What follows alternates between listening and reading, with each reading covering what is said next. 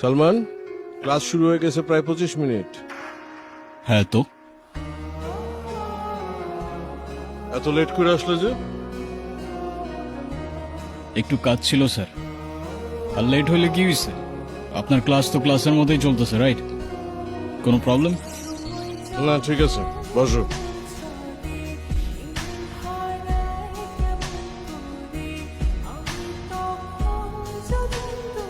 तो दूसरों को मार कर ही जिंदा रह पाए।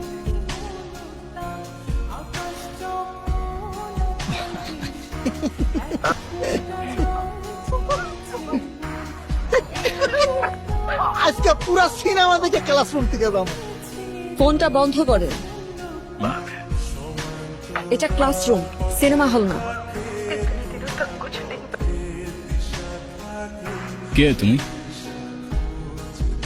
আর কাকে কি বলতেছো তোমার কোনো আইডিয়া আছে? মেজাজ খারাপ করো না, যাও।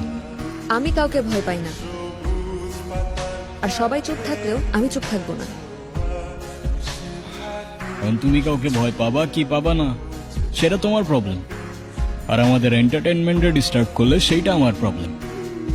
আর আমার প্রবলেম হলে সেইটা এই ক্যাম্পাসের সবার গলার কাটা হয়ে যায়। ভয় দেখাচ্ছেন? নাও, এই মেয়ে মানুষের এই এক প্রবলেম, সেম কথা বারবার রিপিট করতে থাকে। লিসন, আমার যদি এখান থেকে চলে যেতে হয় তাহলে এই কাহিনী অনেক দূর চলে যাবে, আর আমার মনে হয় না তুমি সেটা চাও। সো চুপচাপ গিয়ে লক্ষ্মী মেয়ের মতো বসে ক্লাস করো। সরি, ও বুঝতে পারেনি। এই চল তো। তো বুঝতে না পারলে বুঝাও। বাস, বাদ আর দে। হয়তো অবুঝ। ওই মুভিটা ছাড়াও।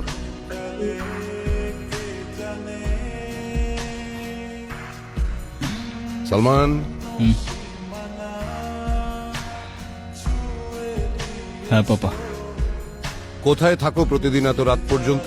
পাপা, আমি কি এখনো স্কুলে পড়ি যে দেরি করে আসার জন্য তুমি আমার ক্লাস নিচ্ছ? ক্লাস নিচ্ছি না, আমি জিজ্ঞেস করছি। আমি তোমার বাবা, তোমার জন্য তো আমার টেনশন হয়। হ্যাঁ, আচ্ছা। আচ্ছা মানে কি? তুমি আজকে ভার্সিটিতে কি করেছো?